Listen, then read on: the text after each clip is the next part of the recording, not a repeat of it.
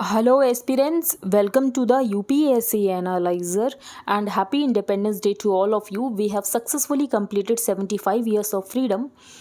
Today we will discuss newspaper analysis dated 15th of August 2022, and I have started my UPSC mentorship program in which I am covering current affairs from several newspapers and magazines and also discussing static part related to every current affair in detail. If you are interested and want to join this program, for that you need to visit the Telegram group, and the link of the Telegram group is in the description box. Here the first news is, as COVID waned, 8 of top 10 firms hired over 3 lakh. तो यहाँ पर जो top 10 private companies हैं by market capitalisation, उन्होंने यहाँ पर additional 3 lakh लोगों को हायर किया है। अगर हम यहाँ पर 2020-21 से कंपेयर करें, 8 of the top 10 private companies by market capitalization took their foot off the brake pedal and stepped up hiring during 2021-22 compared with the COVID year, with net additions of over 3 lakh to their human resource. Next CJI says hope to put in place healthy practices. तो यहाँ पर justice U Lalit बनने वाले हैं next chief justice of India.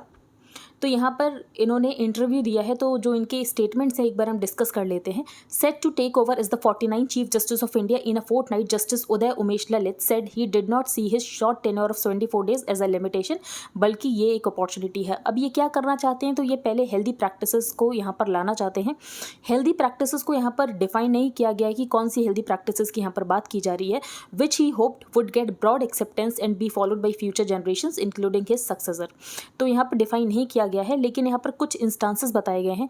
For example यहाँ पर बात की गई है NDPS एक्ट और SC/ST एक्ट। तो NDPS एक्ट और SC/ST एक्ट ये कहता है relief should not be readily granted, और यहाँ पर जो ट्रायल कोर्ट है वो देखेगा कि रिलीफ ग्रांट किया जाना चाहिए या नहीं किया जाना चाहिए। He added that the law however has to be clear, the law has to be consistent. तो यहाँ पर उन्होंने बात की कि लॉ क्लियर और कंसिस्टेंट होना चाहिए, इतनी ज़्यादा सब्जेक्टिव इंटरप्रिटेशन लॉ में नहीं होनी चाहिए। On the issue of bail he said there are statutes like the NDPS act and the SC/ST act which say that relief should not be readily granted, and this weighs on the trial court. Asked about the perception that the court gives the executive the benefit of doubt, तो यहाँ पर ये पूछा गया इनसे, जो यहाँ पर जो कोर्ट है कई बार एग्जीक्यूटिव को यहाँ पर बेनिफिट ऑफ द डाउट दे देते हैं। तो इसमें इनका ये कहना है कि जो कॉन्स्टिट्यूशनल कोर्ट है वो यहाँ पर ऑल ईयर लॉन्ग काम करे। To that effect he suggested the idea of having a constitution bench sitting throughout the year, और वो यहाँ पर क्रूशियल मैटर्स के ऊपर जल्द से जल्द हियरिंग करे और ज़्यादा डिले ना हो। तो ये उसका सोल्यूशन इन्होंने बताया। और इसके अलावा यहाँ पर जो जजेस को क्रिटिसाइज़ किया जाता है सोशल मीडिया में किसी भी जजमेंट को लेकर, तो उसमें इनका ये कहना है if criticism must be taken with a pinch of salt so long, कि यहाँ पर कोई प्रोपेगेंडा चलाने की कोशिश नहीं की जा रही और कोई यहाँ पर एजेंडा नहीं है। अगर इस तरीके से क्रिटिसाइज़ किया जा रहा है तो उसमें कोई प्रॉब्लम नहीं है। Asked about the demand from the some quarters to increase the retirement age of the judges of the Supreme Court, तो इन्होंने ये कहा कि ये इनका अरीना नहीं है। तो बेसिकली इस बात के ऊपर ये कोई यहाँ पर कुछ नहीं कहना चाहते हैं। It's a matter to be considered by persons जो कि इस पर्टिकुलर इशू के इंचार्ज में है, तो वेदर इट्स दिस वे और द अदर। फिर यहाँ पर जो जजेस पोस्ट रिटायरमेंट जॉब्स लेते हैं वो कितना ज़्यादा सही है, तो justice Lalit said that while he himself may not take up one, लेकिन इसमें कोई गलत काम नहीं है अगर यहाँ पर पोस्ट रिटायरमेंट जॉब्स जजेस लेते हैं। फॉर एग्जाम्पल यहाँ पर बहुत सारी बॉडीज़ हैं जैसे कि लोकपाल और NHRC, उसमें स्टैट्यूटरी इनेक्टमेंट में ये लिखा है कि जो यहाँ पर पोजीशन होगी वो यहाँ पर रिटायर्ड जज को दी जाएगी। तो अगर रिटायर्ड जज इन पोस्ट को नहीं लेंगे तो बेसिकली ये पोस्ट तो खाली हो जाएंगी, ये खाली रहेंगी हमेशा। तो adding there are anyway some statutory enactments like the Lokpal and the NHRC that required retired judge and not taking up these posts, का मतलब ये है कि ये पोस्ट हमेशा वेकेंट रहेंगी। अब हम चलते हैं आगे। यहाँ पर कोई इंपॉर्टेंट न्यूज़ नहीं है, यहाँ पर भी कोई इंपॉर्टेंट न्यूज़ नहीं है। तालिबान, तो बेसिकली तालिबान का ये कहना है जो इंडिया है वो यहाँ पर अफगानिस्तान में आए, जो भी इंडिया प्रोजेक्ट्स को कंप्लीट करना चाहता है वो यहाँ पर कंप्लीट करे। फॉर एग्जांपल शहतूत डैम की बात की गई है, तापी पाइपलाइन की बात की गई है। तो यहाँ पर तालिबान इंडिया को वेलकम करना चाहता है, इंडिया जाए अफगानिस्तान में और यहाँ पर जो भी प्रोजेक्ट्स इंडिया कर रहा था डेवलपमेंटल प्रोजेक्ट्स वो अफगानिस्तान में जाकर कंप्लीट करे। तो Taliban regime in Afghanistan has asked India to complete the development projects जो कि हमने स्टार्ट किए थे अफगानिस्तान में। बाल्की नेम्ड द शहतूत डैम, तो जो हम शहतूत डैम बना रहे थे काबुल में, तो इनका ये कहना है कि तालिबान चाहता है कि इंडिया उस प्रोजेक्ट को कंप्लीट करे and we have urge them to complete those because if they are not completed तो सब कुछ यहाँ पर वेस्ट में हो जाएगा। इंडिया ने अभी रिसेंटली अपनी एम्बेसी खोली है काबुल में। इसके अलावा हम यहाँ पर ह्यूमैनिटेरियन हेल्प प्रोवाइड कर रहे हैं अफगानिस्तान में अफगान के लोगों को। On Saturday external affairs minister S Jaishankar had said in Bengaluru that India's decision to restart the mission. तो बेसिकली ये है जो अफगान में लोग हैं, अफगान पीपल हैं, हम उनको यहाँ पर ह्यूमैनिटेरियन और मेडिकल असिस्टेंस प्रोवाइड कर रहे हैं। इंडिया लगभग $3 बिलियन इन्वेस्ट कर चुका है पिछले 20 सालों में अफगानिस्तान में डेवलपमेंटल असिस्टेंस के रूप में, इंक्लूडिंग की roads, dams, electricity transmission lines and substation जो कि हमने यहाँ पर अफगानिस्तान में बनाए हैं। फिर इनका ये भी कहना है जो ईरान के थ्रू चाहबार पोर्ट है उसको भी यहाँ पर इंडिया को रिवाइव करना चाहिए। He said in order to revive connectivity through Iran Chabahar port the Taliban regime is trying to revive the trilateral mechanism. इसके अलावा यहाँ पर जो तापी पाइपलाइन है उसके ऊपर भी यहाँ पर ये चाहते हैं कि तापी पाइपलाइन भी रिवाइव हो। फिर इनका ये पूछा गया कि कश्मीर के इशू के ऊपर इनका क्या यहाँ पर व्यू पॉइंट है। तो इनका ये कहना है कि ये इंडिया का एक इंटरनल इशू है। तो policy of the new government of Afghanistan is that कि ये इंटरफेयर नहीं करते हैं किसी भी नेशन के इंटरनल मैटर में और ये भी नहीं चाहते हैं कि इनके कंट्री के इंटरनल मैटर में कोई यहाँ पर इंटरफेयर करे। अब हम चलते हैं आगे। अभी नैन्सी पेलोसी की विजिट हुई थी ताइवान में, उसके बाद यहाँ पर चाइना ने मिलिट्री ड्रिल्स करना स्टार्ट कर दिया था ताइवान स्ट्रेट या फॉर्मोसा स्ट्रेट के आसपास। अभी यहाँ पर व्हाइट हाउस से एक और विजिट हुई है। तो visit despite China's angry reaction to Pelosi's visit comes as the White House prepares to send warships and planes, जो कि यहाँ पर व्हाइट हाउस भेजने वाला है ताइवान को। फिर इसके अलावा यहाँ पर जो यूएस लॉ मेकर्स हैं वो गए हुए हैं ताइवान में। अब इसके बाद यहाँ पर चाइना कैसे रिएक्ट करता है वो देखने वाली बात है। नेक्स्ट हम चलते हैं आगे, ब्रेक थ्रू नेशन। तो इंडिया एट द 100 कैसा होना चाहिए। तो यहाँ पर ऑथर ने बताया कि ऑथर का क्या विजन है for India in the 100th year of its independence. तो बेसिकली यहाँ पर इन्होंने ये कहा है कि इंडिया को ग्लोबल इनोवेशन के ऊपर फोकस करना चाहिए। इसके अलावा यहाँ पर सिक्योर इन्वायरमेंट होना चाहिए, एक्सेस टू हेल्थ केयर होनी चाहिए, एजुकेशन होना चाहिए, सस्टेनेबल लाइवलीहुड होना चाहिए। तो इसके लिए रिसर्च, इनोवेशन और टेक्नोलॉजी को गवर्नमेंट को इनके ऊपर यहाँ पर इन्वेस्ट करने की ज़रूरत है। स्मॉल और मीडियम एंटरप्राइजेस को यहाँ पर एनकरेज करने की ज़रूरत है कि वो यहाँ पर लार्ज इंडस्ट्रियल स्केल ऑपरेशंस करें। इसके अलावा जो इंडिया है वो 2047 तक टॉप 20 कंट्रीज़ में होना चाहिए द ग्लोबल इनोवेशन इंडेक्स। तो इंडिया में हमें इनोवेशन करना है, digital and data backed innovation होनी चाहिए और यहाँ पर अफोर्डेबल इंटरनेट सबके पास होना चाहिए जिसकी वजह से हम इंडिया में डिजिटल इकॉनमी को बना सकें। Given India's value advantage and scientific excellence, तो बेसिकली हम यहाँ पर टेक्नोलॉजी का यूज़ करके प्रोडक्टिविटी को बूस्ट कर सकते हैं, एफिशिएंसी को बूस्ट कर सकते हैं in the sphere of health care और यहाँ पर हम अफोर्डेबिलिटी और एक्सेसिबिलिटी प्रोवाइड कर सकते हैं हेल्थ अप्रोचेस को लेकर। तो टेक्नोलॉजी लेड इनोवेशन करने की ज़रूरत है इंडिया में। इसके अलावा डिजिटल ट्रांसफॉर्मेशन करने की ज़रूरत है जिसके लिए प्राइम मिनिस्टर ने नेशनल डिजिटल हेल्थ मिशन को अनाउंस भी किया है। फिर यहाँ पर जो कंट्री है इंडिया है, तो गवर्नमेंट को at least 2.5% of the GDP by 2025 invest करने की ज़रूरत है हेल्थ केयर में और इसके अलावा ये जो 2.5% है इसे 5% तक इंक्रीज़ करने की ज़रूरत है बाई 2047। इसके अलावा टेक्नोलॉजिकल इनोवेशन में यहाँ पर जिसकी वजह से यहाँ पर पेशेंट्स एम्पावर होंगे, address the needs of under served population. For example यहाँ पर टेली कंसल्टेशन को इंक्रीज़ करने की ज़रूरत है। India pharmacy of the world है लेकिन अभी भी हमें बहुत कुछ ऑक्यूपाई करना है फार्मास्यूटिकल इंडस्ट्री में। The roadmap to achieving the $500 billion trajectory lies in our abilities to pursue cutting-edge research and innovation। तो जैसे यहाँ पर प्रोडक्शन लिंक्ड इंसेंटिव स्कीम है फॉर द मैन्युफैक्चरिंग, वैसे ही रिसर्च लिंक्ड इंसेंटिव्स प्रोवाइड किए जाने चाहिए बाय द गवर्नमेंट जिसकी वजह से इंडिया में यहाँ पर रिसर्च और इनोवेशन इंक्रीज हो। हम 2047 तक यहाँ पर ग्लोबल इकोनॉमिक पावर हाउस बन सकते हैं लेकिन उसके लिए यहाँ पर female labour force participation rate को इंक्रीज करने की ज़रूरत है जो कि इंडिया में बहुत ज़्यादा कम है। तो female participation formal labour force में सिर्फ 24% है, तो एटलीस्ट इसको यहाँ पर 50% तक इंक्रीज करने की ज़रूरत है। And it is estimated that the Indian economy 60% से ग्रो हो सकती है बाई 2025 जो कि यहाँ पर $2.9 ट्रिलियन का एडिशन होगा अगर विमेन रिप्रेजेंट होंगी इन द फॉर्मल इकॉनमी। जिस रेट पर यहाँ पर मैन रिप्रेजेंट होते हैं तो यहाँ पर विमेन का जो पार्टिसिपेशन है फॉर्मल इकॉनमी में वो यहाँ पर इंक्रीज करने की ज़रूरत है। अब विमेन का कैसे यहाँ पर पार्टिसिपेशन इंक्रीज होगा, तो विमेन को एजुकेशन इंश्योर करानी, health, economic security, safety, fundamental rights. By 2047 India will also need to have fully integrated environmental sustainability. तो उसके लिए यहाँ पर कंज्यूमरिज्म को कम करने की ज़रूरत है, रीसाइकिल के ऊपर फोकस करने की ज़रूरत है, रीयूज़ के ऊपर फोकस करने की ज़रूरत है। एज अ नेशन हमारी ये कोशिश होनी चाहिए कि 2047 तक जो हमारी 80% एनर्जी रिक्वायरमेंट्स है वो यहाँ पर रिन्यूएबल एनर्जी सोर्सेज से आएँ। नेक्स्ट है India of Sita, Draupadi and Kannagi. Making higher education more Indocentric and reducing the gender gap at the top. तो ऑथर का क्या विजन है कि इंडिया एट द 100 कैसा होना चाहिए, तो हायर एजुकेशन ज़्यादा इंडोसेंट्रिक होनी चाहिए और दूसरी बात यहाँ पर जेंडर गैप को रिड्यूस करने की ज़रूरत है। तो विमेन लीडरशिप आपको हायर एजुकेशन में बहुत कम मिलेगी। तो women's leadership in higher education and education related decision making bodies at the government level is largely absent.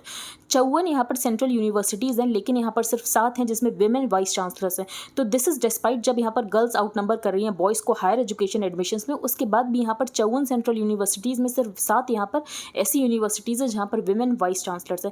अब इसके बहुत सारे रीज़न है। For example women need to multitask, उनको यहाँ पर मैरिज के बाद फैमिली ये उनका मेन कंसिडर किया जाता है कि विमेन की ही रिस्पॉन्सिबिलिटी है।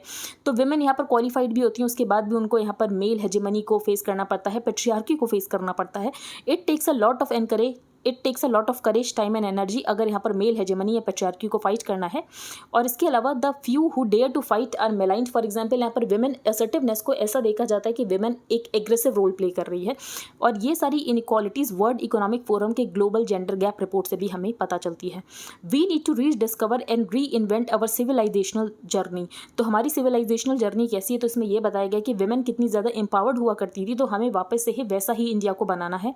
This journey is a must for every Indian जो कि यहाँ पर चाहता है कि इंडिया एक विश्व गुरु बने। This is my vision for the India at the 100। Technology and other means are important, लेकिन वो यहाँ पर quality of the human mind को रिप्लेस नहीं कर सकते हैं।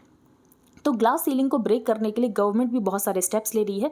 तो यहाँ पर इंडिया में इंटेलेक्चुअल स्लेवरी हो चुकी है। ऑथर का ये कहना है कि हम यहाँ पर वेस्ट को कॉपी करते हैं, ब्लाइंडली तरीके से कॉपी करते हैं और हमें ये लगता है जो वेस्ट में हो रहा है वो सब कुछ सही है।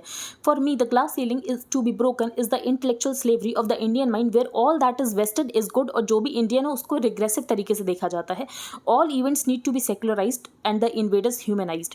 इन history we often tend to sing of the valour of man, जिन्होंने सिटीज़ को कॉन्कर किया, जिन्होंने वॉयलेंस किया, लेकिन हम women side of the story को नहीं दिखाते हैं। कभी भी हमने हिस्ट्री को यहाँ पर फेमिनिस्ट पर्सपेक्टिव से देखने की कोशिश नहीं की है। Even though women generally populate our civilisational stories, there has hardly been any retelling of this story from a feminine perspective till recently. तो इंडिया एक सिविलाइजेशनल स्टेट है that rest on the shoulders of women such as Sita, Draupadi, Kannagi, Mani Mekalai. They were unconventional, intelligent, strong-willed and capable of taking independent decisions, और उन्होंने अपनी autonomy को exercise किया था। तो इंडिया एट द 100 भी ऐसा होना चाहिए जहाँ पर विमेन जो है वो इस सिविलाइजेशनल हेरिटेज को रिक्लेम कर सके, कंस्ट्रक्ट कर सके, सच अ स्ट्रॉन्ग सिविलाइजेशनल हेरिटेज, और यहाँ पर जो विमेन है वो हर तरफ से लीड करें। तो ये ऑथर का विजन है एट द रेट 100। फिर यहाँ पर इसमें भी ऑथर का क्या विजन है एट द रेट 100, तो ये हम डिस्कस नहीं करेंगे, इसमें ऐसा कुछ मुझे इंपॉर्टेंट पॉइंट नहीं लगा। विद सेकुलरिज्म विदाउट कास्टिज्म, तो इंडिया एट द रेट 75। तो अभी हमने क्या देखा, अभी भी इंडिया में कास्टिज्म है, फ्यूडलिज्म है। तो imperialist Britain left India impoverished at the time of independence, और फ्यूडलिज्म उस समय बहुत ज़्यादा डोमिनेंट था। मोस्ट जो डीबेस्ड फॉर्म ऑफ फ्यूडलिज्म है that is the caste system, और कास्ट सिस्टम इंडिया में अभी भी प्रेवलेंट है। We believe that a democratic system would prevail in independent India and feudalism and its offshoot, लेकिन अभी भी इंडिया में कास्ट सिस्टम है। तो ये ऑथर ने कहा है, तो ऑथर ये चाहते कि इंडिया एट द रेट 100 में यहाँ पर कास्ट सिस्टम ना हो और कास्टिज्म पूरी तरीके से खत्म हो जाए। तो कोर ऑफ डेमोक्रेसी क्या है, तो कोर ऑफ डेमोक्रेसी यही कि इक्वालिटी ऑफ अपॉर्चुनिटी आप सारे सिटीजन्स को प्रोवाइड करो। आफ्टर 75 ईयर्स जो इंडिया है वो बहुत सारे ह्यूमन रिसोर्सेज डेवलपमेंट इंडिकेटर्स में बहुत ज़्यादा पीछे है। पॉवर्टी रेडिकेशन अभी भी पूरी तरीके से नहीं हो पाया है। Our development story has been about the rich become richer, और यहाँ पर जो पुअर है वो और ज़्यादा गरीब होता जा रहा है। तो बेसिकली यहाँ पर जो इनइक्वालिटीज़ है वो लगातार राइज कर रही हैं। आफ्टर इंडिपेंडेंस इंडिया में से फ्यूडलिज्म और कास्ट सिस्टम खत्म हो जाना चाहिए था, लेकिन जो अभी तक नहीं हुआ। फिर यहाँ पर ऑथर ने ये कहा है कि इंडिया में मिसोजिनी को प्रमोट किया गया है और मिसोजिनी को यहाँ पर ख़त्म करने की कोशिश की जाती है, लेकिन रिलीजन के नाम पे कुछ ऐसी प्रैक्टिसेस है जो कि नहीं खत्म होती हैं। फिर ऑथर ने यहाँ पर सती की बात की है कि ब्रिटिश ने सती को एबॉलिश किया क्योंकि सती रिलीजन की बैकिंग थी सती को, लेकिन सती एक इनह्यूमन प्रैक्टिस है। तो ऐसे ही रिलीजन में जो भी इनह्यूमन प्रैक्टिसेस है वो हमें ख़त्म करने की ज़रूरत है।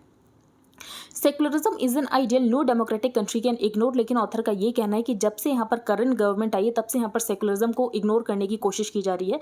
तो अगर हम डाइवर्सिटी को एक्सेप्ट नहीं करेंगे यूनिटी के साथ, then we are sure to fail as a nation, जो कि हम बिल्कुल नहीं चाहते हैं। The India envisioned in our constitution is different, लेकिन जो आज का हम इंडिया देख रहे हैं वो टोटली डिफरेंट है as we move towards the 100th year of independence, and this is the grave state जो कि हमें यहाँ पर कन्फ्रंट करने की ज़रूरत है। The people who are at the receiving end वो मोस्टली पुअर हैं या तो विमेन फ्रॉम दलित कम्युनिटीज़ हैं। जो इंडिया की विमेन है उनका जो लेबर फोर्स पार्टिसिपेशन रेट है दिस इज जस्ट 23%, तो इसको इंक्रीज करने की ज़रूरत है। जो 33% रिजर्वेशन दिया गया है for the women after the introduction of the panchayat raj, तो उसकी वजह से जो पॉलिटिकल इंस्टीट्यूशन है उसमें यहाँ पर विमेन को एक्सेस मिली है, लेकिन उसके बाद भी विमेन को अभी हायर लेवल इंस्टीट्यूशंस में एक्सेस नहीं मिली है। तो women who comprise 50% of the population, तो वो भी यहाँ पर पोजीशंस ऑफ पावर को अज्यूम करें। फिर सोशलिज्म, तो सोशलिज्म एक इनएविटेबल एम होना चाहिए डेमोक्रेटिक नेशन का, लेकिन इंडिया में हम सोशलिज्म को अचीव नहीं कर पाए हैं। तो इंडिया जो यहाँ पर ऑथर चाहते हैं 100th ईयर ऑफ इंडिपेंडेंस में हो, तो वो वैसा हो जहाँ पर सेकुलरिज्म प्रिवेल करे, जेंडर डिस्क्रिमिनेशन ना हो, कास्ट हायरार्कीज ना हो, तो ये ऑथर चाहते हैं। और लैंग्वेज एक इंपॉर्टेंट पार्ट होता है कल्चर का, लेकिन यहाँ पर किसी भी एक लैंग्वेज को ऊपर रख के बाकी सारी लैंग्वेजेस को नीचे रखने की कोशिश ना की जाए, सारे लैंग्वेजेस को यहाँ पर रिस्पेक्ट करने की कोशिश की जाए। तो हो सकता है कि आपको ऐसा लगे कि इंडिया में तो कास्ट सिस्टम है ही नहीं, लेकिन यहाँ पर फर्स्ट पेज पर ही आज एक न्यूज़ आई थी कास्ट सिस्टम को लेकर, तो ये एग्जाम पर्सपेक्टिव से मुझे नहीं इंपॉर्टेंट लगा, इसलिए मैंने नहीं बताया। दलित बॉय दैट, तो बेसिकली यहाँ पर एक मटका था, अर्थन पॉट था, तो जो सिर्फ यहाँ पर जिससे राजपूत के ही बच्चे पी सकते थे पानी, और यहाँ पर जो दलित बॉय था उसको अलाउड नहीं था, और उसने वहाँ से पानी पी लिया, जिसकी वजह से उसको टीचर ने इतना मारा कि उसकी यहाँ पर अल्टीमेटली डेथ हो गई। तो बेसिकली अब हम चलते हैं आगे। यहाँ पर कोई इंपॉर्टेंट न्यूज़ नहीं, ये हमने डिस्कस कर लिया, ये भी हमने डिस्कस कर लिया। एग्जेम्पशन फ्री टैक्स रिजीम, तो 2020-21 के बजट में सरकार ने एक नई टैक्स रिजीम लेकर आई थी। तो सरकार ने ये कहा था कि अगर आपको एग्जेम्पशन आपको कोई भी नहीं लेना है और आपको यहाँ पर कम टैक्स पे करना है, तो आप इस नई रिजीम में शिफ्ट हो सकते हो। लेकिन पुरानी रिजीम भी यहाँ पर चल रही थी, लेकिन अब फाइनेंस मिनिस्टर ये सोच रहे हैं कि जो पुरानी वाली रिजीम है वो यहाँ पर पूरी तरीके से टर्मिनेट कर दिया जाए। तो union budget for financial year 2021 had introduced a new tax regime, और टैक्स पेयर्स को ये ऑप्शन दिया गया था कि आप ओल्ड रिजीम और न्यू रिजीम के बीच में चूज कर सकते हो। अगर आप यहाँ पर ओल्ड रिजीम के थ्रू टैक्स देना चाहते हो तब आप यहाँ पर डिडक्शंस और एग्जेम्पशंस को क्लेम कर सकते हो, लेकिन अगर आप नए रिजीम में टैक्स देना चाहते हो तब आप कोई भी यहाँ पर डिडक्शंस और एग्जेम्पशंस को क्लेम नहीं कर सकते हो। तो इंटेंशन यही था कि लोगों के लिए जो टैक्स भरना है वो यहाँ पर ईजी किया जाए। तो यहाँ पर इनकम टैक्स लॉ को सिंप्लीफाई करना इनका मेन मोटिव था। अब फॉर एग्जांपल जिनके होम या एजुकेशन लोन खत्म हो चुके हैं, अब तो वो यहाँ पर नई टैक्स रिजीम पे ही शिफ्ट हो जा रहे हैं, क्योंकि अब तो वो कोई एग्जेम्पशन या डिडक्शन को क्लेम कर नहीं सकते हैं। तो बेसिकली यहाँ पर जो फाइनेंस मिनिस्ट्री है वो ऐसा सोच रही है कि जो पुरानी वाली टैक्स रिजीम है वो यहाँ पर खत्म कर दी जाए। Eventually sources said the government aims to establish a system where there are no exemptions in the complex old tax regime, जहाँ पर एग्जेम्पशंस और डिडक्शंस दिए जाते थे उसको यहाँ पर टर्मिनेट कर दिया जाए। ऐसे ही कुछ स्कीम यहाँ पर कॉर्पोरेट टैक्स के लिए भी आई थी। A similar tax regime for corporate tax payers was introduced in September 2019। उनको भी यहाँ पर एक तरीके का टैक्स रिजीम दिया गया था कि अगर आपको एग्जेम्पशंस और डिडक्शंस नहीं क्लेम करने हैं तो आप इसके थ्रू टैक्स दे सकते हो। तो जहाँ पर एग्जेम्पशंस और डिडक्शंस नहीं है, बेसिकली उसमें यहाँ पर जो टैक्स की परसेंटेज है वो थोड़ी कम है। Next, commerce ministry proposes incentives to revamp special economic zones. तो स्पेशल इकोनॉमिक जोन्स 2006 के एक्ट से आए थे with an aim to create export hubs, और इंडिया में मैन्युफैक्चरिंग को बूस्ट किया जाए, उसके लिए यहाँ पर स्पेशल इकोनॉमिक जोन्स बनाए गए थे। लेकिन स्पेशल इकोनॉमिक जोन्स की जो शीन है वो तब खत्म होने लगी जब यहाँ पर सरकार ने मिनिमम ऑल्टरनेट टैक्स अप्लाई करना शुरू कर दिया, और ये कहा कि जो टैक्स इंसेंटिव्स दिए जा रहे हैं ना स्पेशल इकोनॉमिक जोन में, ये एक टाइम के बाद खत्म कर दिए जाएंगे। The existing special economic zone act was enacted in 2006 with an aim to create export hubs and boost manufacturing in the country.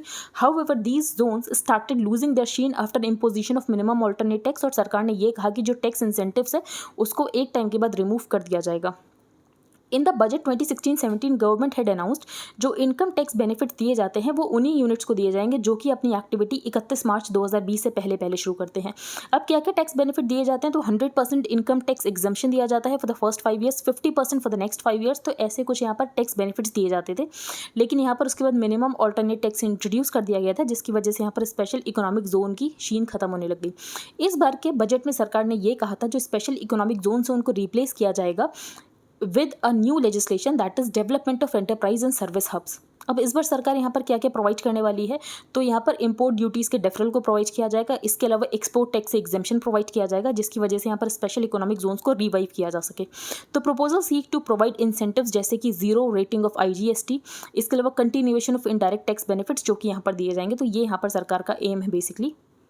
अब हम आगे चलते हैं। यहाँ पर बात की गई है ज़ेप्रोजीजिया।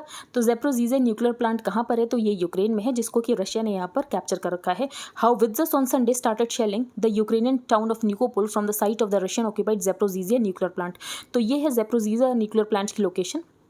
ये लोकेटेड है beside the Kakhovka reservoir on the Dnipro river, और ये ज़ेप्रोजीजिया न्यूक्लियर प्लांट यूरोप का लार्जेस्ट और वर्ल्ड का 10th बिगेस्ट न्यूक्लियर प्लांट है। तो ये आपको लोकेशन पता होनी चाहिए। नेक्स्ट है कि झारखंड और यूपी और बिहार में हमें ड्रॉट देखने को मिल रहा है।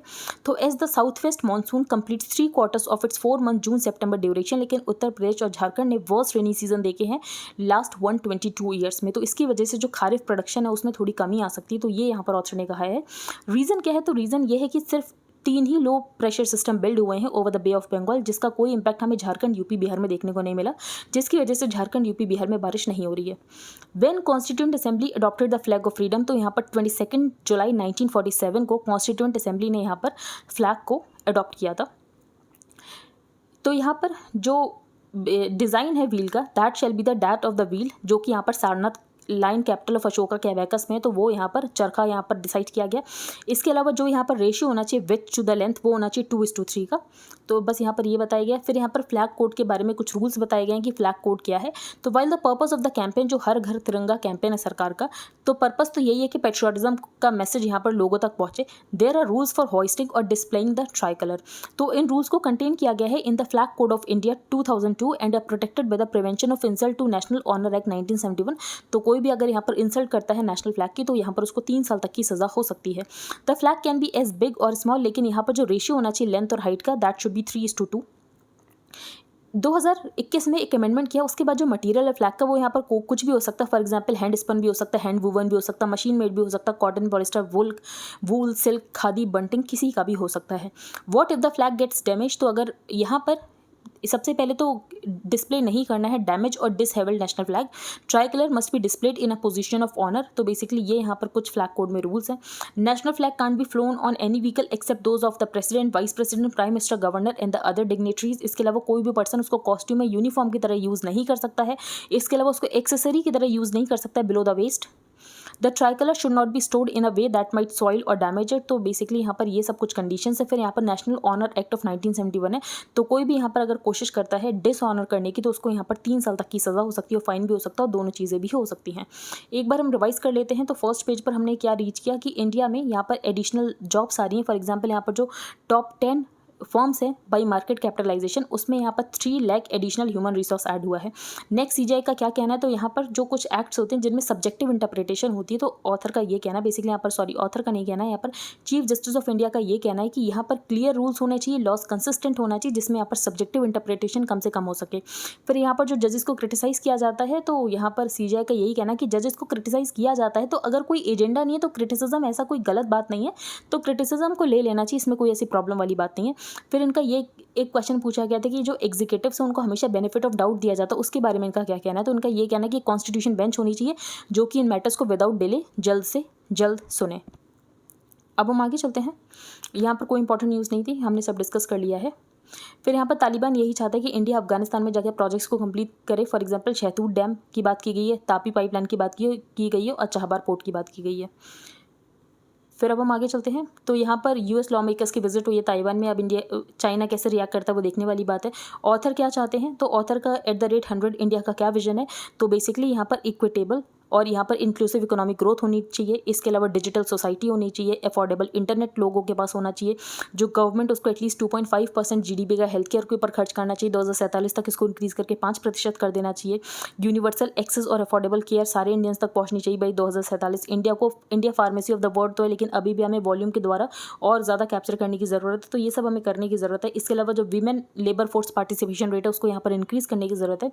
फिर यहाँ पर नेक्स्ट में ऑथर ने यही बताया कि अभी भी इंडिया में ग्लास सीलिंग्स एग्जिस्ट करती हैं और हमें जो अपना हायर एजुकेशन सिस्टम उसको ज़्यादा इंडो सेंट्रिक बनाने की ज़रूरत है, और हमें वेस्टर्न सिस्टम को लेकर इंटेलेक्चुअल स्लेवरी करने की ज़रूरत नहीं। फॉर एग्जाम्पल हमें ये लगता है जो वेस्ट की प्रैक्टिसेस है वो सारी बहुत ज़्यादा प्रोग्रेसिव है और जो इंडियन प्रैक्टिसेस है वो रिग्रेसिव है, तो वैसा हमें सोचने की ज़रूरत नहीं है।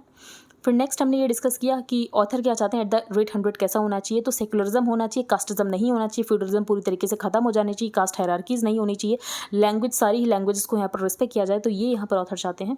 नेक्स्ट हमने यहाँ पर डिस्कस किया था कि स्पेशल इकोनॉमिक जोन को यहाँ पर गवर्नमेंट रिवैम्प करना चाहती है, तो उसके लिए यहाँ पर development of enterprise and service hubs की बात की गई है। सरकार यहाँ पर कुछ टैक्स में छूट देगी, इसके अलावा डेफरल देगी इम्पोर्ट टैक्सेस में, इम्पोर्ट ड्यूटीज़ में, इसके अलावा एक्सपोर्ट टैक्सेस में एग्जेम्पशन प्रोवाइड करेगी। तो 2006 से यहाँ पर स्पेशल इकोनॉमिक जोन्स को बनाया गया था।